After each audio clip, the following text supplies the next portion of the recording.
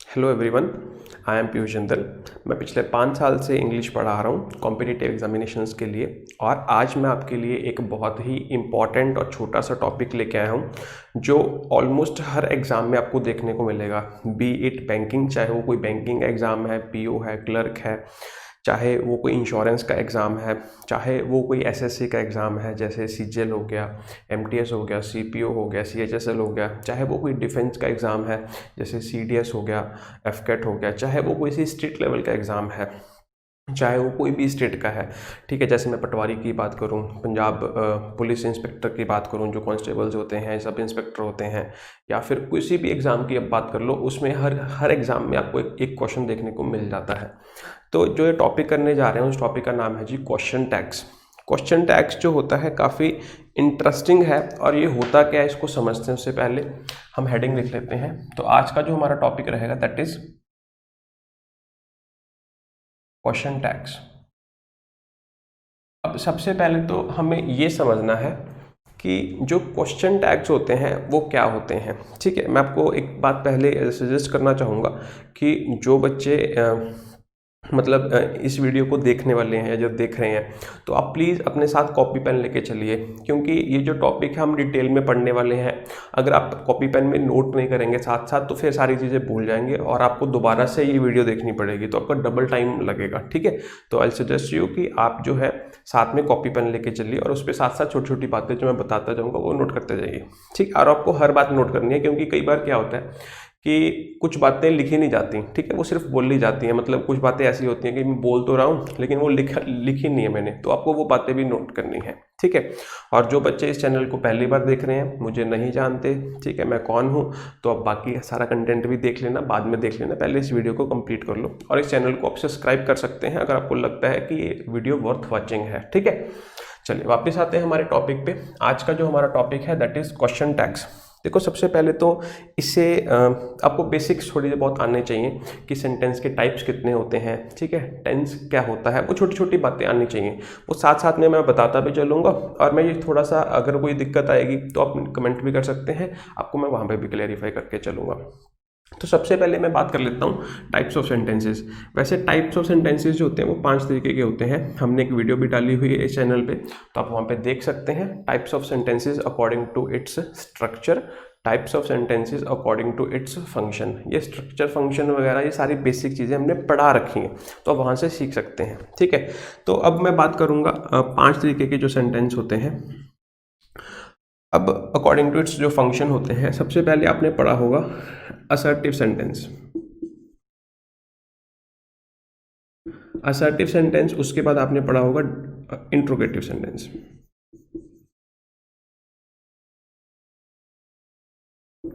ठीक है, उसके बाद फिर आपने पढ़ा होगा इंपेरेटिव सेंटेंस। सारी डिटेल में डिस्कस नहीं करेंगे, जितना हमें यहाँ पे यूज करना है सिर्फ वही चीजें मैं डिस्कस करूंगा। ठीक है, फोर्थ होता है जी हमारा एक्सक्लेमेटरी।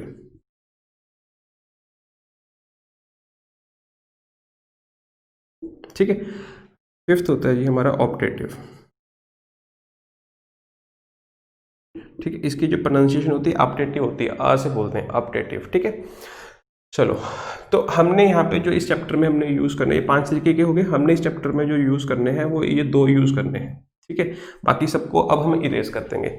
ये सिर्फ आपकी नॉलेज के लिए था। ठीक है, आप कभी भी पढ़ो तो आपको पता होना चाहिए 5 तरीके के सेंटेंसेस होते हैं according to the function of the sentence. अब ये असर्टिव और इंट्रोगेटिव में क्या होता है, देखो, जो भाषा है, भाषा का जो हमारा मेन पर्पस होता है वो क्या होता है, कम्युनिकेट करना। ठीक है, कम्युनिकेशन का मतलब क्या होता है, एक्सचेंज ऑफ आइडियाज़ या फिर एक्सचेंज ऑफ थॉट्स, उसको हम कम्युनिकेशन कहते हैं। ठीक है, तो कम्युनिकेशन करने के लिए मेनली 2 लोग होने जरूरी हैं। एक होता है जी स्पीकर, जिसको हम एस से लिखेंगे, एक होता है लिसनर, जिसको हम एल से लिखेंगे। स्पीकर बोलने वाला होता है, लिसनर सुनने वाला होता है। ठीक है, और अब होता क्या है कि अगर स्पीकर ने लिसनर को इन्फॉर्मेशन देनी है, इन्फॉर्मेशन अगर उसने देनी है, तो हम ये वाला यूज़ कर लेंगे। ठीक, एरो ये वाला यूज़ कर लेंगे, और इसको हम कह देंगे गिव, इन्फॉर्मेशन गिव। अब दे रहे हो या इन्फॉर्मेशन प्रोवाइड कर रहे हो। ठीक है, तो तब हम जो सेंटेंसेस यूज़ करते हैं उसको हम कहते हैं असर्टिव सेंटेंस। असर्टिव सेंटेंस का मतलब होता है जब आप कुछ इन्फॉर्मेशन देते हैं सामने वाले को, ठीक है। और फिर ये आगे दो तरीके का हो सकता है, पॉजिटिव एंड नेगेटिव। पॉजिटिव का मतलब आपने पॉजिटिव बात बोली, नेगेटिव का मतलब आपने सेंटेंस में नॉट यूज़ कर लिया, नेवर यूज़ कर लिया, सेल्डम यूज़ कर लिया, हार्डली यूज़ कर लिया। तो इस तरीके के जब आप नेगेटिव वर्ड्स यूज़ करते हैं तो वो नेगेटिव सेंटेंस हो जाता है, लेकिन वो दोनों इसी में लाइक करते हैं, ठीक है। फिर सेकंड बात आती है कि जब हमें इन्फॉर्मेशन चाहिए होती है, तो फिर जब हमें इन्फॉर्मेशन चाहिए होती है तो इसका मतलब क्या है कि हमें इन्फॉर्मेशन मिलेगी। तो अगर आपको इन्फॉर्मेशन चाहिए तो आपको क्वेश्चन पूछना पड़ेगा या उसको आंसर करना पड़ेगा? क्वेश्चन पूछना पड़ेगा। तो जब आप क्वेश्चन पूछते हो तो जो वो वाले सेंटेंसेस होते हैं उनको हम कहते हैं इंट्रोगेटिव सेंटेंसेस। और इसके बाद अगर मैं बात करूं तो जो हमारा पंक्चुएशन का साइन यूज़ करते हैं उसको हम इस तरीके से डिनोट करते हैं, इस तरीके से ड्रॉ करते हैं, इसको हम कहते हैं फुल स्टॉप। और इसके बाद हम जो पंक्चुएशन का साइन यूज़ करते हैं उसको हम इस तरीके से ड्रॉ करते हैं और इसको हम कहते हैं क्वेश्चन मार्क का साइन, ठीक है। जब हमें इन्फॉर्मेशन चाहिए होती है तो हम कौन सा सेंटेंस यूज़ करेंगे? Interrogative sentence. जब हमें इन्फॉर्मेशन देनी होती है तो हम कौन सा सेंटेंस यूज़ करेंगे? Assertive sentence. इतनी बात क्लियर होगी, ठीक। अब जो इंट्रोगेटिव सेंटेंसेस होते हैं इनमें एक छोटी सी बात हमें सीखने वाली है, वो क्या होती है वो भी बताऊंगा। जैसे हमने यहाँ पे गिव वर्ड यूज़ किया, वर्ड यहाँ पे हम कौन सा वर्ड यूज़ कर लेंगे? सीक। सीक का मतलब व्हेन यू सीक इन्फॉर्मेशन, तो जो टाइप के क्वेश्चन, जो टाइप के आप स्टेटमेंट्स बोलते हो या फिर जो टाइप के आप सेंटेंस लिखते हो उसको हम कहते हैं इंट्रोगेटिव सेंटेंसेस। तो ये दो तरीके क्लियर हो गए, ठीक। थोड़ा सा आगे चलते हैं। अब होगा क्या, जब हमने यहाँ पे लिखा, एक छोटी सी बात और लिखनी है, वर्ब। वर्ब के बारे में थोड़ा सा बताऊंगा। अब वर्ब को लिखने के दो तरीके होते हैं, ठीक है। पहला तरीका होता है असर्टिव। असर्टिव कह सकते हो या नॉर्मल कह सकते हो, ठीक है। अब वर्ब को असर्टिव लिखने का तरीका का मतलब क्या समझाता हूं। पहले दूसरी टाइप भी समझ लो। दूसरी टाइप होती है जी इन्वर्टेड।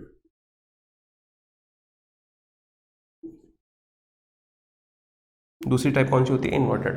तो ये सारी चीज़ें यहाँ पे काम आएंगी, ठीक है। अगर आपको ये बेसिक्स क्लियर होंगे तो ये चैप्टर में कुछ भी नहीं है, बहुत इजी है। लेकिन अगर आपके ये बेसिक्स क्लियर नहीं होंगे तो फिर आपको इन चैप्टर में हर क्वेश्चन में, मतलब हर टाइप में कुछ ना कुछ याद करना पड़ेगा। तो फिर वो कैमिंग वाला, रूल्स वाला काम हो जाएगा। तो उससे तो बचते आ रहे हैं स्कूलिंग लाइफ से, ठीक है। तो फिर इसी वजह से बेसिक्स जानने बहुत ज़रूरी हैं। अगर किसी बच्चे को लगता है कि मुझे ये बेसिक्स आते हैं तो वो सीधा क्वेश्चन की तरफ जा सकता है, ठीक है। चलिए, मतलब आप सीधा फॉरवर्ड कर सकते हो, स्किप कर सकते हो इस पार्ट को। अब बात करते हैं वर्ब को दो तरीके से लिखा जाता है। जैसे हमें पता है कि हमें सेंटेंस लिखना है, तो सेंटेंस में हमें पता है इंग्लिश लैंग्वेज का जो स्ट्रक्चर होता है, सबसे पहले क्या लिखा जाता है? सब्जेक्ट। उसके बाद क्या लिखी जाती है? Helping verb. उसके बाद क्या लिखी जाती है? Main verb. उसके बाद क्या लिखा जाता है? ऑब्जेक्ट। ये बेसिक से स्ट्रक्चर होता है, सिंटेक्स जिसको हम बोलते हैं, जिसमें आप एक सेंटेंस लिखते हैं, ठीक है। तो जैसे मैं यहाँ पे लिखूँ कि दे हैव कॉल्ड हिम, ठीक है। तो हमने ये सेंटेंस लिखा, तो इसका स्ट्रक्चर आप देख सकते हैं। सबसे पहले हमने सब्जेक्ट लिखा, उसके बाद हमने वर्ब लिखी, उसके हेल्पिंग वर्ब लिखी, उसके बाद हमने मेन वर्ब लिख ली, उसके बाद हमने क्या लिख लिया? ऑब्जेक्ट लिख लिया, ठीक है। तो ये बेसिक सा स्ट्रक्चर होता है, ठीक है।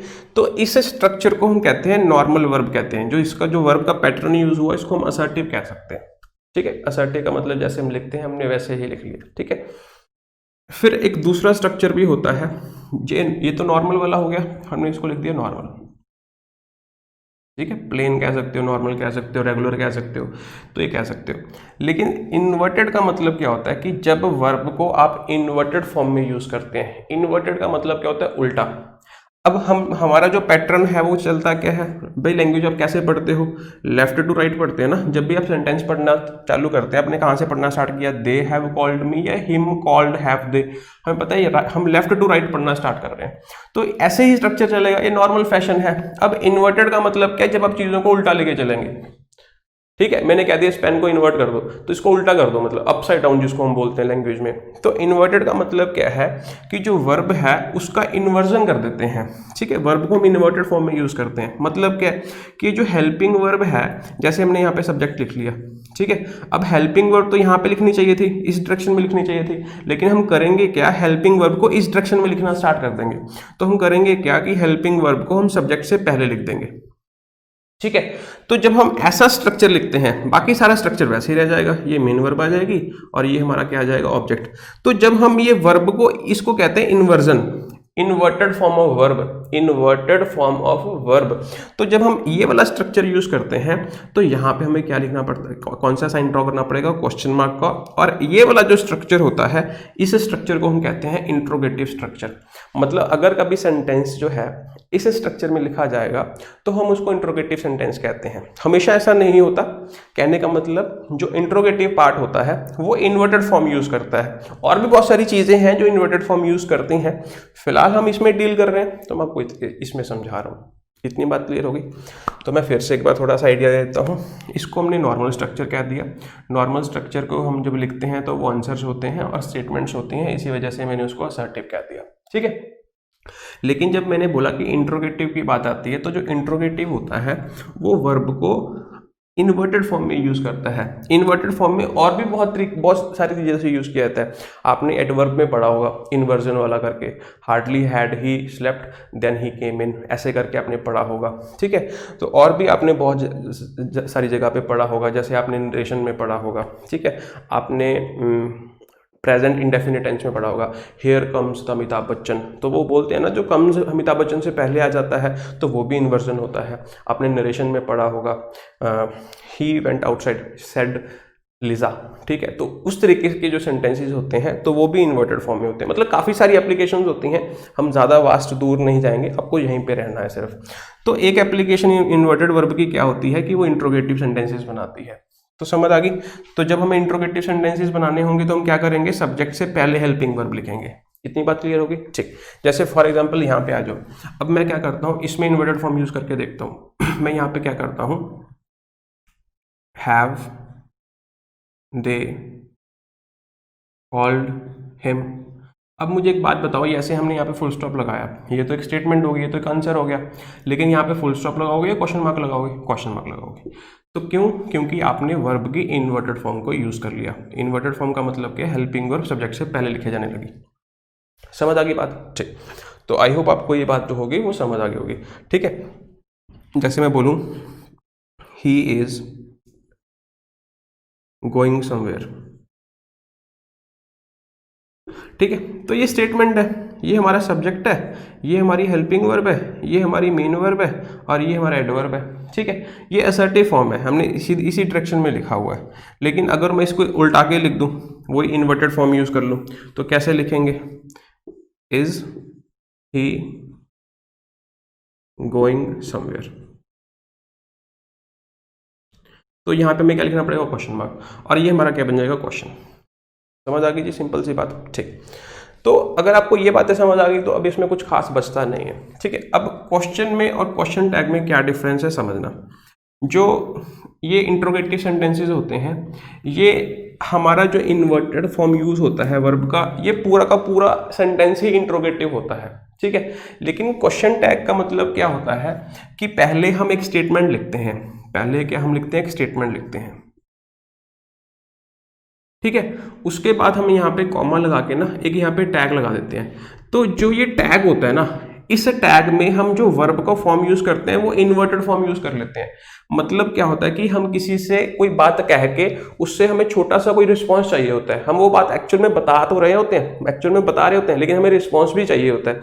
तो उसको हम बोल देते हैं शॉर्ट क्वेश्चन। जब हम शॉर्ट क्वेश्चन बोलते हैं तो उसी शॉर्ट क्वेश्चन को हम बोल देते हैं क्वेश्चन टैग। जैसे फॉर एग्जाम्पल, स्टेटमेंट के बाद यहाँ पे क्या लिखे जाते हैं, क्वेश्चन टैग्स लिखे जाते हैं। क्या लिखे जाते हैं, क्वेश्चन टैग्स। जैसे फॉर एग्जांपल आपने ऐसा सेंटेंस पढ़ा होगा, शी इज ब्यूटीफुल। अब आप यहाँ पे आपने बहुत बार पढ़ा होगा, ऐसे करके पढ़ा है ना, ये शी इज ब्यूटीफुल। जैसे आपने कह दिया कि वो लड़की ब्यूटीफुल है, नहीं। तो जब आपने बोला नहीं, तो इसका मतलब क्या है कि आप सामने वाले से एक्सपेक्ट कर रहे हैं कि वो रिस्पॉन्ड करेगा। मतलब अब आपको इन्फॉर्मेशन चाहिए, लेकिन आपका जो स्टार्टिंग का स्ट्रक्चर है वो तो स्टेटमेंट है, वो क्वेश्चन नहीं है। तो इसी वजह से हमने यहाँ पे इसको क्या कह दिया, शॉर्ट क्वेश्चन। तो जो हमारे क्वेश्चन टैग्स होते हैं ये बेसिकली शॉर्ट क्वेश्चंस होते हैं, जो हमें जब हमें इन्फॉर्मेशन चाहिए होती है, जब हमें रिस्पांस चाहिए होता है, शॉर्ट रिस्पांस चाहिए होता है, फिर हम यूज़ करते हैं स्टेटमेंट्स के बाद। ठीक है, पता चल गया शॉर्ट क्वेश्चन क्या होता है या क्वेश्चन टैग क्या होता है। चलो हम इसको लिख लेते हैं। बेसिकली क्वेश्चन टैग्स क्या होते हैं? It is a short question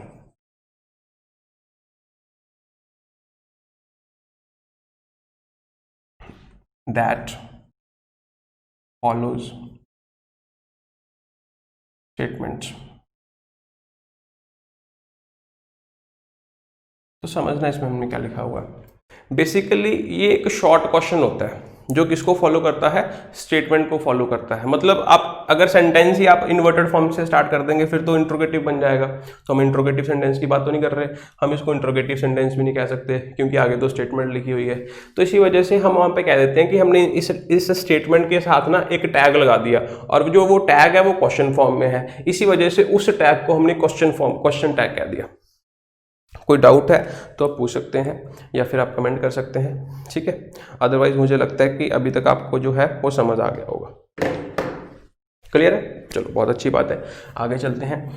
अब जो क्वेश्चन टैग्स में हमें कौन कौन सी चीज़ों को ध्यान रखना होता है हम वो देखते हैं।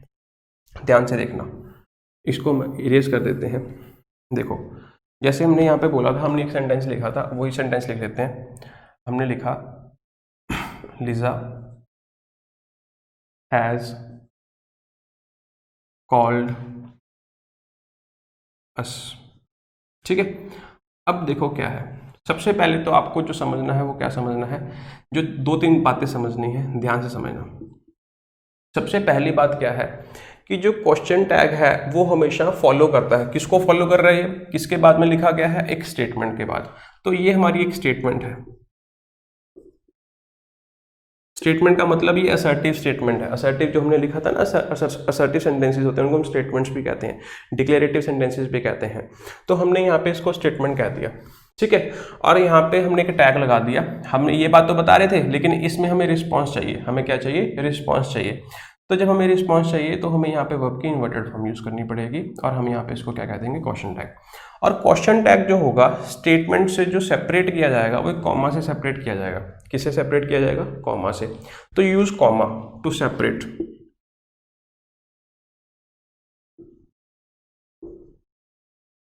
ठीक है, बस आप सीधा आप लिख लो, पूरी बात आप लिख लोगे। Use comma two separate question tags from किससे? स्टेटमेंट्स। ठीक है, अब कॉमा जो होता है एक सेपरेटर होता है। मैं आपको एक एग्जांपल से समझाता हूँ, ठीक है। एग्जाम्पल से कैसे समझना, जैसे एक इंसान है, ठीक है, ये ए है, ये बी है। ए ने बी को बोल दिया आई लव यू, ठीक। ए ने बी को क्या बोल दिया? आई लव यू, ठीक है, मैं तुम्हें पसंद करता हूँ, मैं तुम्हें प्यार करता हूँ, जो भी। तो यहाँ पे जो आई है ये ए है हमारा और जो यू है ये बी है, ठीक है। और बी भी उसको पसंद करता है तो बी उसको रिस्पॉन्ड करता है। क्या रिस्पॉन्ड करता है? करती है आई लव यू टू। अब उसने ये बात बोल दी आई लव यू टू। तो जब उसने ये बात बोल दी तो उसने ये बोली तो है लेकिन जो वो मीनिंग कन्वे करना चाहता था या चाहती थी वो मीनिंग निकला नहीं, वो मीनिंग ऑपोजिट हो गया, मीनिंग गलत हो गया, ठीक है। जो यहाँ पे टू हमने यूज किया ना, इसका मतलब बोलता है आल्सो। इसका मतलब बोलता है आल्सो। जैसे मैं यहाँ पे एक सेंटेंस लिखूं, आई टीच इंग्लिश टू। तो इसका मतलब क्या है कि मैं इंग्लिश के साथ साथ कुछ और भी पढ़ाता हूँ। तो जो टू जो है ना, इसकी एक स्पेशलिटी होती है, जिस वर्ड के साथ भी ये लग जाता है उसी में ऑल्सो का मीनिंग कन्वे कर देता है, ठीक। ऑल्सो का मतलब इसके साथ में कुछ और भी है। तो इंग्लिश के साथ साथ इसका मतलब क्या है कि आई टीच साइंस टू, मतलब I teach science as well. तो इसका मतलब ये है, ठीक है। अगर मैं टू को इस यहाँ पे लिख दूं आई टू टीच इंग्लिश,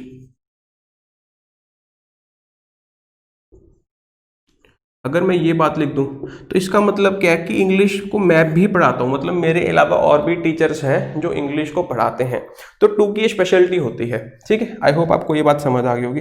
तो यहाँ पे आप मीनिंग देखना, यहाँ पे जो मीनिंग है तो गलत हो जाएगा। अगर आप ये बात कह रहे हो कि I love you too, you too का मतलब क्या है कि तुम्हारे अलावा और भी हैं जिनको मैं पसंद करता हूँ या फिर जिनको मैं प्यार करता हूँ, ठीक है। तो ये मीनिंग तो बहुत गलत हो गया। हम कहना क्या चाहते हैं? अगर ए ने बी को कहा कि मैं तुम्हें पसंद करता हूँ तो बी कहना चाहता है कि मैं भी तुम्हें पसंद पसंद करता हूँ, या फिर ये कहना चाहता है कि मैं तुम्हारे अलावा 2-4 को और पसंद करता हूँ, वो तो मीनिंग अब्सर्ड हो जाएगा। तो जो यहाँ पे टू लिखा हुआ है ना, तो इसकी पोजीशन गलत है, तो इसको अगर सही लिखना है तो हम यहाँ पे लिखेंगे आई टू लव यू।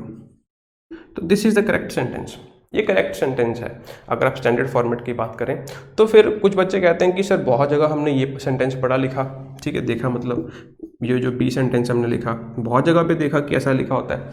बिल्कुल आपने देखा होगा, लेकिन आपने एक कंप्लीट बात नहीं पढ़ी, आपने कुछ बातें वहाँ पे अनदेखी कर दी। वहाँ पे क्या लिखा होता है, आई लव यू, और यहाँ पे क्या लिखा होता है, कॉमा।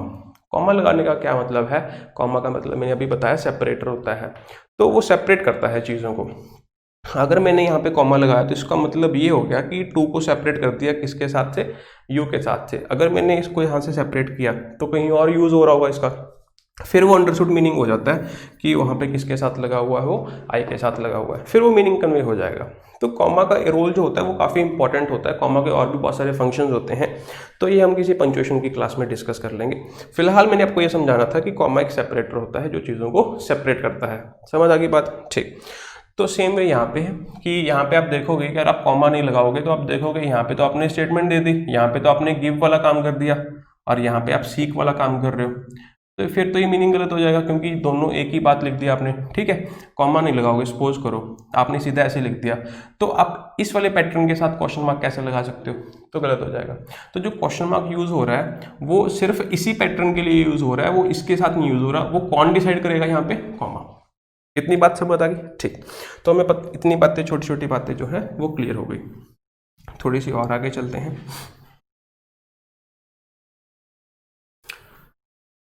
तो सबसे पहली बात तो हमें समझ आ गई कि यहाँ पे जो क्वेश्चन टैग्स होते हैं ये कॉमा यूज करते हैं, ठीक है। सेकंड थिंग, जो क्वेश्चन टैग्स होते हैं इसमें हम सिर्फ हेल्पिंग वर्ब यूज करते हैं।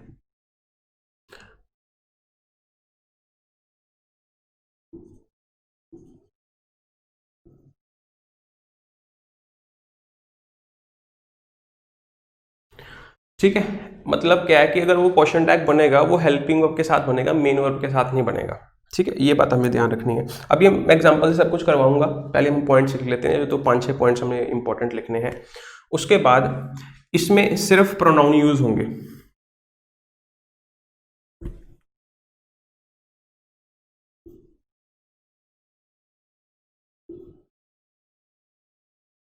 ठीक है। क्या यूज होंगे, प्रोनाउन यूज होंगे, ठीक है। इतनी बात समझ आ गई, ठीक। इसका मतलब थर्ड बात कर लेते हैं, use inverted form of verb.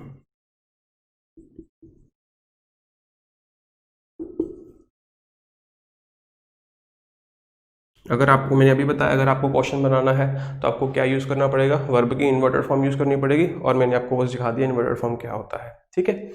चलो, ये बात यहाँ पे आपको क्लियर होगी होगी। अब मैं क्या करता हूँ, आपको ऑप्शंस देता हूँ, तो आपने मुझे बताना है कि कौन सा सही होगा, कौन सा गलत होगा, ठीक है। थोड़ा सा इसको आगे लेके चलते हैं, इसको हटा।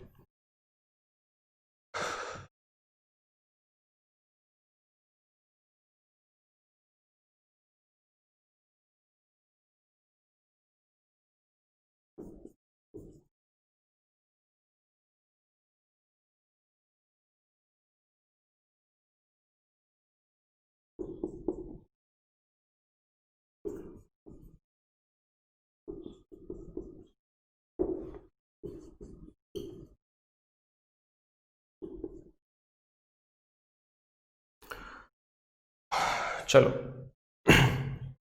अब हमने ये जो सब कुछ लिखा हुआ है, तो हमने देखना है कि यहाँ पे जो बेस्ट फिट होगा वो कौन सा होगा।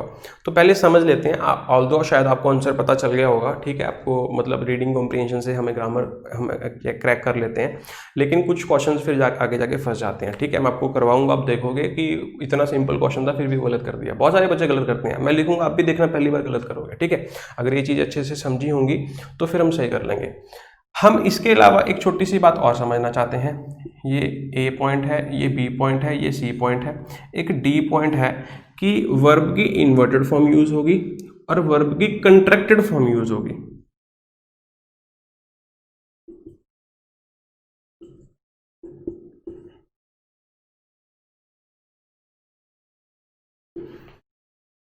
वर्ब की कौन सी फॉर्म यूज होगी, इन्वर्टेड फॉर्म। सेकंड थिंग मैंने क्या बताई, वर्ब की कौन सी फॉर्म यूज होगी, कंट्रैक्टेड। अब ये कंट्रैक्टेड फॉर्म क्या होती है इसको समझना।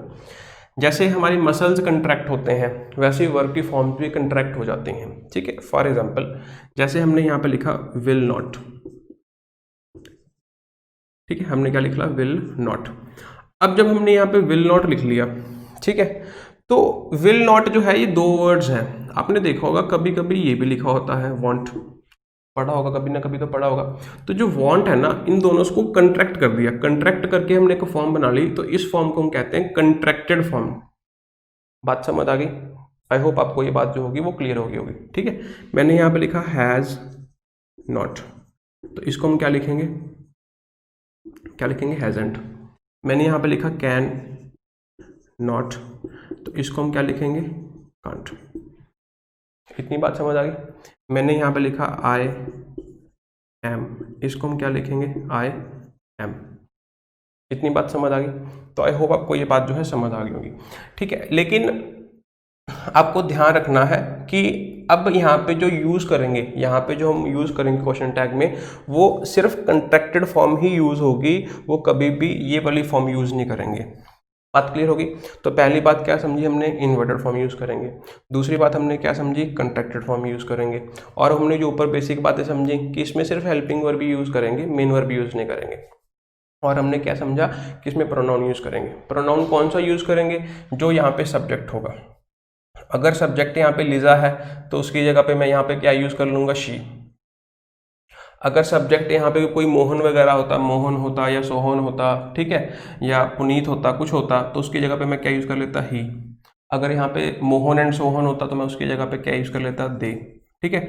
तो इस तरीके से वहाँ पे हम प्रोनाउंस यूज़ करेंगे, कभी भी नेम्स का यूज़ नहीं करेंगे, ठीक है। चलो ये बातें हमने क्या कर ली, कंक्लूड कर ली। अब थोड़ा सा आगे चलते हैं। चलो जब हमने ये बातें लिख ली तो लास्ट थिंग जो हमें समझनी है, ठीक है, थर्ड पॉइंट जो काफ़ी इंपॉर्टेंट है वो ये क्या, कि अगर आपका जो स्टेटमेंट है, अगर आपका जो स्टेटमेंट है ये आपका पॉजिटिव है, तो जो क्वेश्चन टैग होगा ये आपका नेगेटिव बनेगा। समझ लीजिए व्हाट आई एम सेइंग। अगर आपका स्टेटमेंट पॉजिटिव है, the given statement is positive, then the question tag is negative, and vice versa. Vice versa का मतलब अगर ये आपका स्टेटमेंट नेगेटिव हो गया, मतलब नेगेटिव गिवन है, तो फिर यहाँ पे हम क्या यूज़ करेंगे, पॉजिटिव क्वेश्चन टैग यूज़ करेंगे, ठीक है। क्योंकि जब हम क्वेश्चन पूछते हैं ना बाद में, हम ऑपोजिट चलते हैं। जैसे मैं बोलूँ कि हमने अभी एग्जांपल ली थी कि वो ब्यूटीफुल है, नहीं का मतलब क्या है कि पहले आपने जो बात बोली आपने उसी के कंट्रास्ट में बोला, ताकि सामने वाले का आपको ओपिनियन चाहिए। सामने वाले का ओपिनियन का मतलब क्या है, you want them to respond. Response का मतलब क्या है, इन्फॉर्मेशन चाहिए। इन्फॉर्मेशन चाहिए का मतलब क्या है, क्वेश्चंस। और यहाँ पे शॉर्ट है तो इसी वजह से हमने इसको क्या कह दिया, क्वेश्चन टैग। इतनी बातें क्लियर? चलो तो इसका मतलब क्या है, हम यहाँ पे लिख लेते हैं, if the statement is positive, the question tag is negative, and vice वर्सा।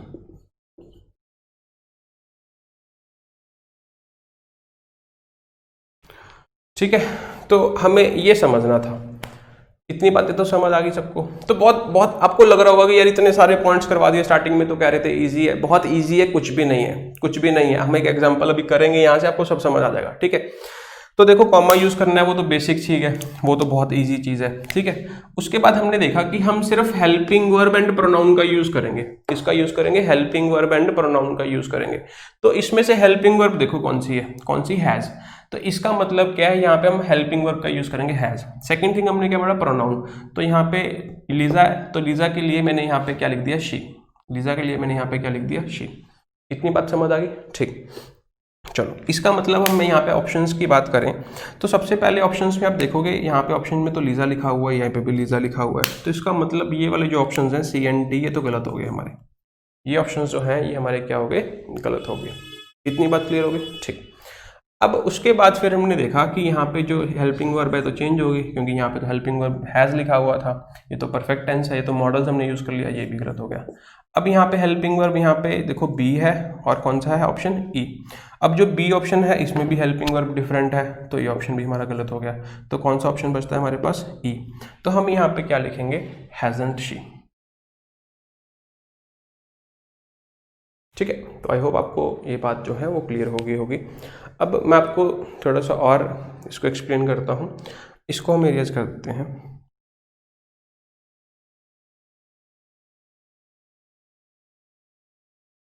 ठीक है, अब देखो यहाँ पे सपोज करो कि यहाँ पे अगर मैं लीजा ना लिखा होता, यहाँ पे शी लिखा होता, लेट अस सपोज। तो अब हमारे पास कौन कौन से ऑप्शन बचते हैं। ठीक है, अब मैंने कह दिया कि हमारे पास सी ऑप्शन भी बचता है और हमारे पास ई ऑप्शन भी बचता है। तो क्या मैं यहाँ पे हैज़ नॉट शी यूज़ कर पाऊंगा, नहीं, क्योंकि हैज़ नॉट जो शी है ना, ये कंट्रैक्टेड फॉर्म में नहीं लिखा हुआ, तो इसी वजह से ये ऑप्शन तब भी क्या होगा, गलत होगा। बात समझ आ गई, क्लियर, ठीक। अच्छा, तो हमें अब समझ आ गया कि हैज़ एंड शी यहाँ पे क्यों आया। हैज़ नॉट शी लिखना चाहिए था बेसिकली हमने यहाँ पे क्या लिखना चाहिए था, हैज़ नॉट शी। और हमने ध्यान से देखो ये हमारा क्या है यहाँ पे सब्जेक्ट, और सब्जेक्ट से पहले क्या लिख दी यहाँ पे हमने हेल्पिंग वर्ब, और इसी को हमने क्या कह दिया, कौन सी फॉर्म कह दी, इन्वर्टेड फॉर्म। क्लियर हो गया। अच्छा, फिर नॉट यूज़ करना था, क्यों, क्योंकि यहाँ पे नॉट यूज़ नहीं हुआ, तो ये नेगेटिव नहीं है, तो ये नेगेटिव हो गया, तो इसका मतलब हमने यहाँ पे नॉट यूज़ कर लिया। फिर हमने कहा कि इनकी कंट्रक्शन फॉर्म को यूज़ करना है, तो फिर हमने यहाँ पे इसको क्या लिख दिया। क्लियर हो गया।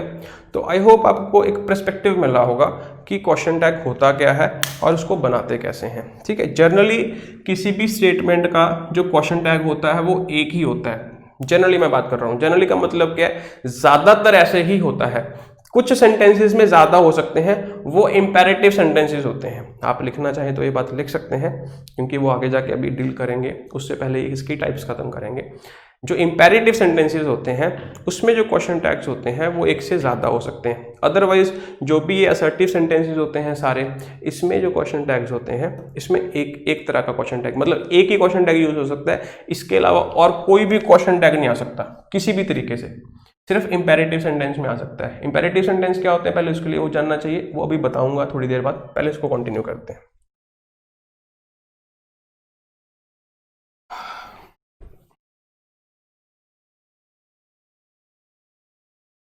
जैसे मैं यहाँ पे अब एक दो सेंटेंसेस और लिखता हूँ।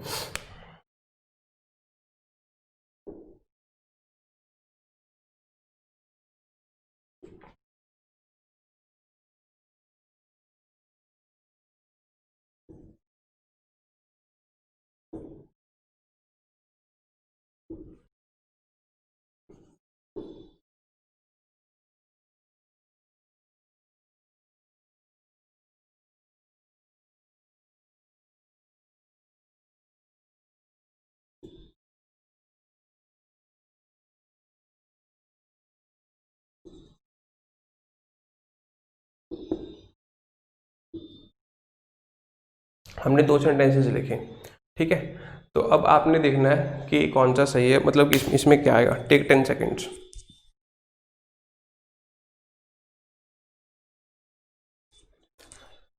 तो आप 10 सेकेंड्स लीजिए और यहाँ पे देखिए कि क्या आएगा, यहाँ पे क्या आएगा। Take 10 seconds.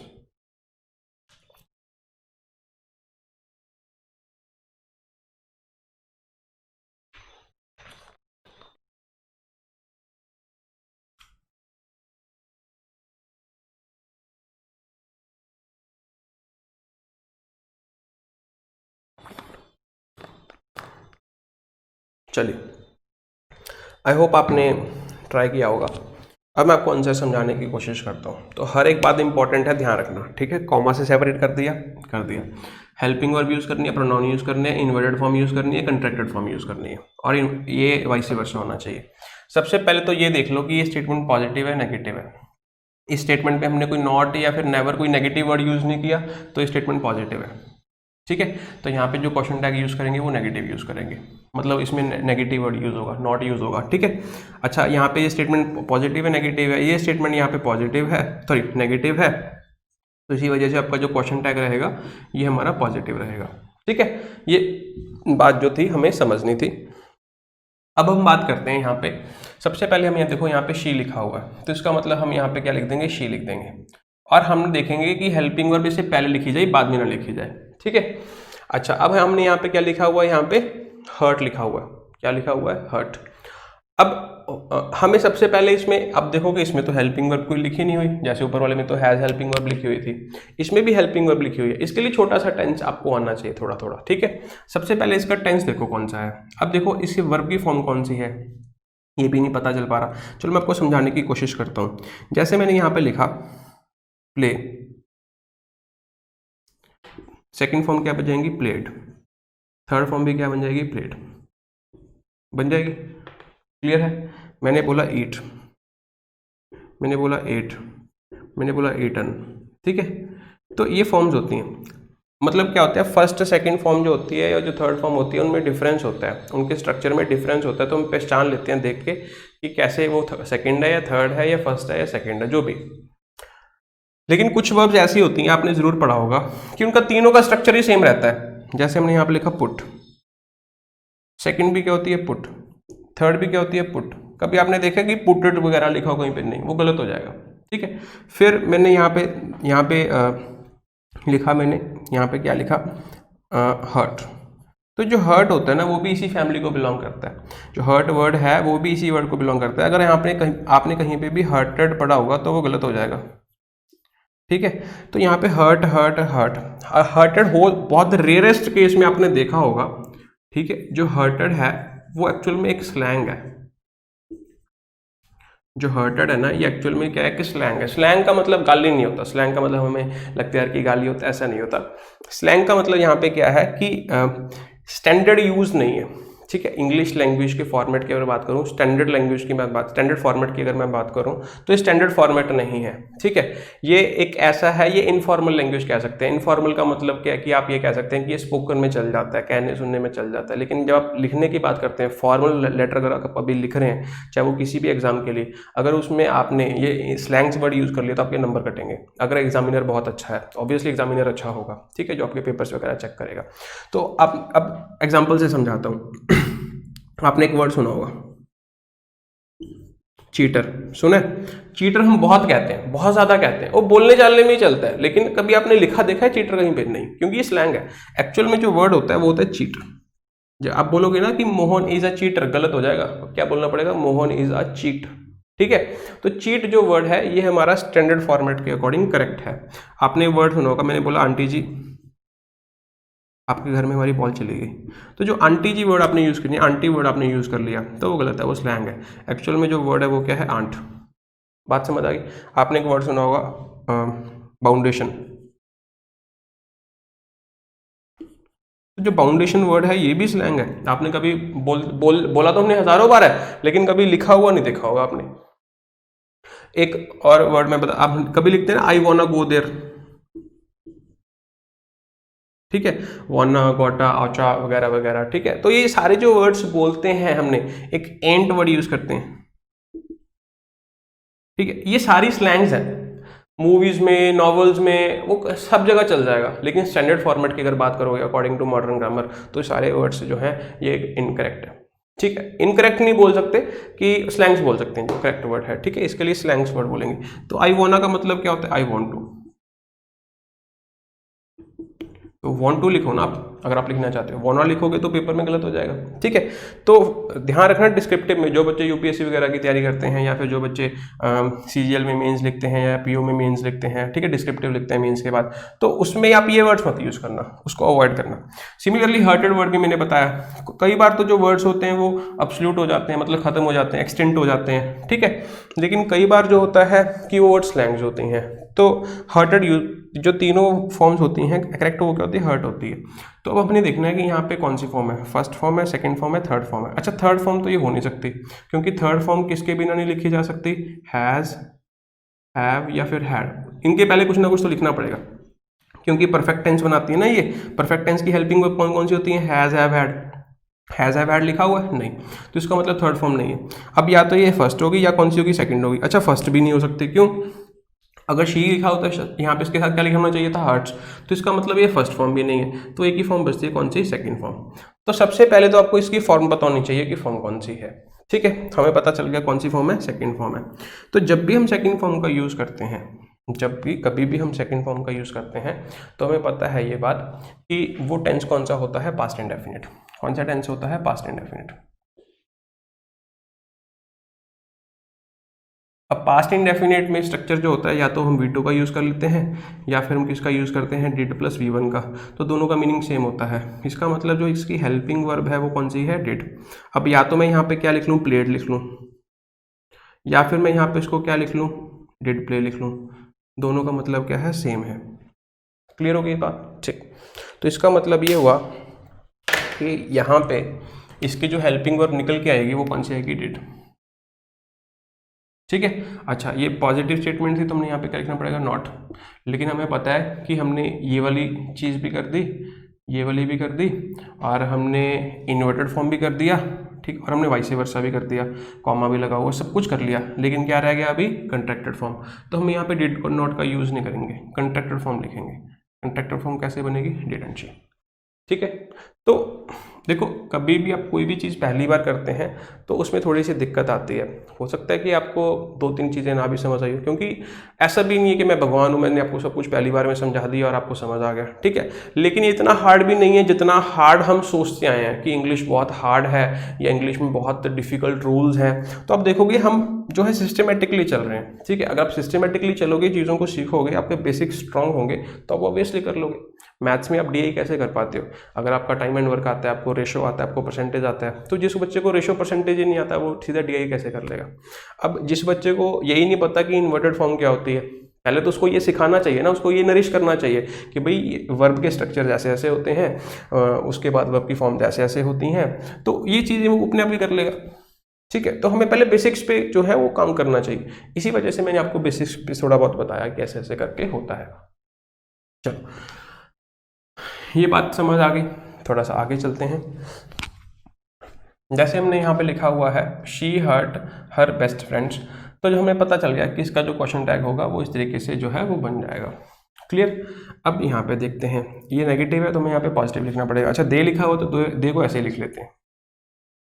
ठीक है, और यहाँ पे क्या लिखा हुआ है, डिडंट आस्क, तो हम यहाँ पे सीधा क्या लिख देंगे, डिड। अब क्या मैं यहाँ पे नॉट यूज करूंगा, नहीं। तो यहाँ पे जब मुझे नॉट इन यूज करना तो कंट्रैक्शन फॉर्म वाली बात बनेगी नहीं। तो इसका मतलब ये समझ आया कि जो कंट्रैक्टेड फॉर्म यूज करेंगे वो तभी यूज करेंगे अगर हमने उस सेंटेंस में, उस क्वेश्चन टैग में क्या यूज करना है, नॉट। क्योंकि नॉट के साथ ही तो आप कंट्रैक्टेड फॉर्म यूज करोगे, जैसे हमने यहाँ पे की। बात समझ आ गई। तो इस चीज़ का आपको ध्यान रखना है। तो इस तरीके से जो है हम ये बनाएंगे। क्लियर। तो आपको समझ आ गया होगा कि जो क्वेश्चन टैग्स होते हैं वो होते क्या हैं और उनको बनाया कैसे जाता है। अब थोड़ा सा और आगे चलते हैं, एक हम ट्रिकी क्वेश्चन करते हैं।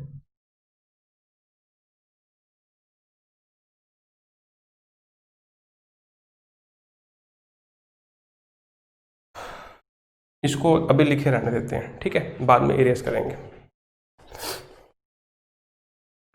जैसे मैं एग्जांपल लिखूं, यहाँ पे दिख रहा है आपको,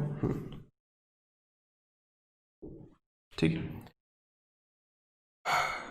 दे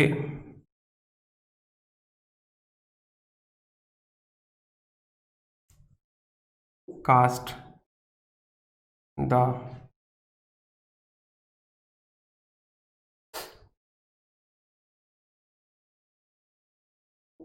सेम मूवी। अब आप एक चीज समझना, यहाँ पे हमने लिखा हुआ दे कास्ट द सेम मूवी, ठीक है। चलो, ऑप्शंस हैं। पहला ऑप्शन है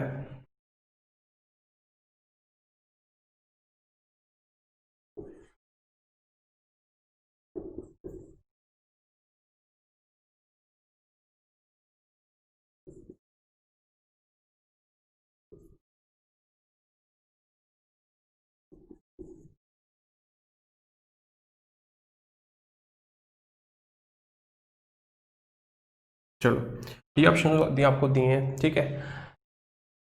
कास्ट के बहुत सारे मीनिंग होते हैं। यहाँ पे कास्ट का मतलब क्या, प्रोजेक्ट करना, ठीक है, मतलब उन्होंने सेम मूवी जो है दोबारा चला दिया, आप इस तरीके से कह सकते हैं, ठीक है, चला दिया, चला रहे हैं, जो भी आपको मीनिंग निकालना है उसी अकॉर्डिंग ये फिर क्वेश्चन टैग यूज़ करेंगे, ठीक है। मैं आपको मीनिंग पहले नहीं बता सकता तो फिर तो कौन से पता चल जाएगा। तो टेक योर टाइम, इसको ट्राई कीजिए सॉल्व करने का, ठीक है, take your time.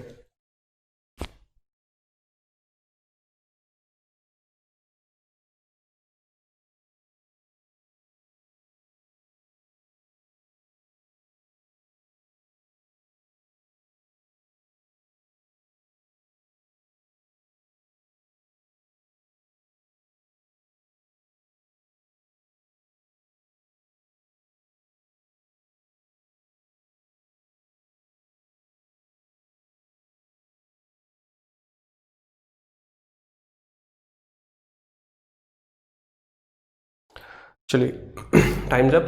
I hope आप सबने कुछ ना कुछ ट्राई किया होगा। तो यहाँ पे देखते हैं, सबसे पहले हमने देखना है कि यहाँ पे हमने क्या यूज़ किया, कास्ट। तो ये एक अच्छे लेवल का क्वेश्चन, अच्छे लेवल का क्वेश्चन कैसे बनता है वो आपको समझ आएगा, ठीक है। अब उसमें क्वेश्चन टैग का कोई रोल नहीं है, ठीक है। अब उसमें आपको जो इसमें कंपोनेंट्स यूज हो रहे हैं उनके बारे में पता होना चाहिए। अगर उनके बारे में पता होगा तो आपको ये क्वेश्चन सॉल्व कर लोगे बहुत इजीली, नहीं पता होगा तो थोड़ी थोड़ी दिक्कत होती जाएगी आपको, ठीक है। तो अब समझना, यहाँ पे हमने कास्ट यूज किया। सबसे पहले तो ये देखो कि ये वर्ब की कौन सी फॉर्म है। अगर आपको ये समझ आ जाएगा तो आप क्वेश्चन टैग सॉल्व कर लोगे, तो हमें पता चल गया कि वर्ब की थर्ड फॉर्म तो है नहीं। अच्छा, कुछ बच्चे बोलते हैं कास्टेड, यहाँ पे क्या होना चाहिए, कास्टेड होना चाहिए, सॉरी। जैसे हमने पढ़ा ब्रॉडकास्टेड, टेलीकास्टेड, ठीक है, फॉरकास्टेड। तो मैं आपको बताना चाहता हूँ कि हमने पता नहीं यहाँ पे कैसे सीखे ये वर्ड्स। तो यहाँ पे जो एक्चुअल में कास्ट की भी जो होती है वो भी तीनों सेम फॉर्म होती हैं, कास्ट कास्ट कास्ट, ठीक है। ये बात हमने सबसे पहले समझनी है, कास्ट कास्ट एंड कास्ट। तो जब हमने यहाँ पे लिखा कि कास्ट कास्ट कास्ट, तो ऐसे वही सेम केस होगा जो हर्ट हर्ट हर्ट हर्ट का था, ठीक है। इतनी बात समझ आ गई, ठीक। तो अब हमने यहाँ पे देखना है कि यहाँ पे हो क्या रहा है। यहाँ पे देखो, जब कास्ट कास्ट कास्ट हमने लिख दिया तो इसका मतलब ये थर्ड फॉर्म नहीं हो सकती। अब या तो ये फर्स्ट फॉर्म होगी या फिर ये सेकंड फॉर्म होगी। अभी हमें देखना है कि कौन सी फॉर्म होगी। तो हमने ये देखना है कि अब ये फर्स्ट फॉर्म होगी या फिर ये सेकंड फॉर्म होगी, ठीक है। थर्ड फॉर्म क्यों नहीं होगी, हमें समझ आ गया कि वहाँ पे हैज है आपने लिखा हुआ या फिर हैड ने लिखा हुआ, तो ये पास्ट परफेक्ट या प्रेजेंट परफेक्ट टेंस नहीं हो सकता। अब ये देखो ध्यान से, जैसे मैं यहाँ पे लिखूँ कि ही, ठीक है। अब मैंने यहाँ पे लिखूँ कट, मैंने यहाँ पे वर्ब यूज कर ली, कट का भी सेम स्ट्रक्चर होता है, कट कट कट, ठीक है। अब मैंने यहाँ पे लिखा ही कट इट, एक मैंने यहाँ पे लिखा ही कट्स इट, ठीक है। अब हमें यहाँ पे समझ आ रहा है कि ये फर्स्ट फॉर्म है, ये सेकंड फॉर्म है। क्यों, क्योंकि ये फर्स्ट फॉर्म क्यों नहीं हो सकती, फर्स्ट फॉर्म के साथ SCIS लगा होगा, ये तो हमें समझ आ गया। लेकिन सपोज करो कि ऐसा हो जाए, यहाँ पे मैं ही की जगह पे मैं दे यूज कर लूँ, दे के साथ मैं यहाँ पे कट लिख लूँ, तो अब ध्यान से देखेंगे कि अब आप यहाँ पे इसको फर्स्ट या सेकंड फॉर्म नहीं कह सकते। मतलब ये बायस्ड होकर ये बात नहीं बोल सकते यार कि ये फर्स्ट फॉर्म ही है, सेकंड फॉर्म है। दोनों में से कुछ भी हो सकता है, कुछ भी आप प्रूव कर सकते हो। अगर आप इसको फर्स्ट फॉर्म मान लोगे तो भी सही हो जाएगा, क्योंकि आप इसको सेकंड फॉर्म मान लोगे तो भी सही हो जाएगा। क्यों, क्या फ़र्क है, यहाँ पे हमने सिंगुलर सब्जेक्ट लिखा हुआ था, लेकिन यहाँ पे आप देखोगे हमने प्लूरल सब्जेक्ट लिख लिया। जब हमने प्लूरल सब्जेक्ट लिखा तो आप यहाँ पे इसको फर्स्ट फॉर्म भी मान सकते हो, क्योंकि फर्स्ट फॉर्म के साथ आप यहाँ पे कट नहीं लिखोगे, और इसको सेकंड फॉर्म भी मान सकते हो। तो ये प्रेजेंट इंडेफिनिट टेंस भी हो सकता है, पास्ट इंडेफिनिट टेंस भी हो सकता है। सेम वे यहाँ पे है, तो यहाँ पे इसको फर्स्ट फॉर्म भी मान सकते हैं और सेकंड फॉर्म भी मान सकते हैं। तो इसका मतलब आप इसको अगर रिप्लेस करके लिखना चाहें तो आप ये भी लिख सकते हैं, दे डू कास्ट, और आप ये भी लिख सकते हैं, दे डिड कास्ट, ठीक है। दोनों स्ट्रक्चर सही माने जाएंगे। इतनी बात समझ आ गई। फिर हमने ये देखना है कि ये स्टेटमेंट पॉजिटिव है तो यहाँ पे हम नेगेटिव यूज़ करेंगे। तो ये वाला जो स्ट्रक्चर है गलत हो गया, और अगर मैं इसको डू कास्ट मानूंगा तो यहाँ पे मैं क्या लिख दूंगा, डोंट दे। अगर मैं यहाँ पे इसको डिड मानूंगा तो मैं यहाँ पे क्या लिख दूंगा, डिडंट दे, ठीक है। तो आई होप आपको क्लियर होगा कि अब यहाँ पे दोनों आंसर जो हैं दोनों सही हो जाएंगे। तो आपको इस चीज़ का अब ध्यान रखना है। अब ऐसा क्वेश्चन जो एग्जाम में नहीं आएगा, ये आपकी अंडरस्टैंडिंग डेवलप करने के लिए कि अगर ऐसी चीज़ कहीं पे आती है तो आपको रिजेक्ट नहीं होना, ठीक है। आपको ये नहीं होना कि आपको बायस्ड नहीं होना कि आप मान लोगे कि ये फर्स्ट सेकंड फॉर्म ही है, ये फर्स्ट भी हो सकती है। तो क्वेश्चन जो है और ट्रिकी भी बना सकते हैं। ये आपकी अंडरस्टैंडिंग के लिए था बेसिकली, ठीक है। तो आई होप कि आपको एक इंट्रोडक्शन मिली होगी, ठीक है, कि कैसे जो है इसको हम क्वेश्चन टैग को टैकल करते हैं और ये होता क्या है। और इसके अब 10 से 12 टाइप्स हैं, अब वो हम डिस्कस करेंगे, ठीक है।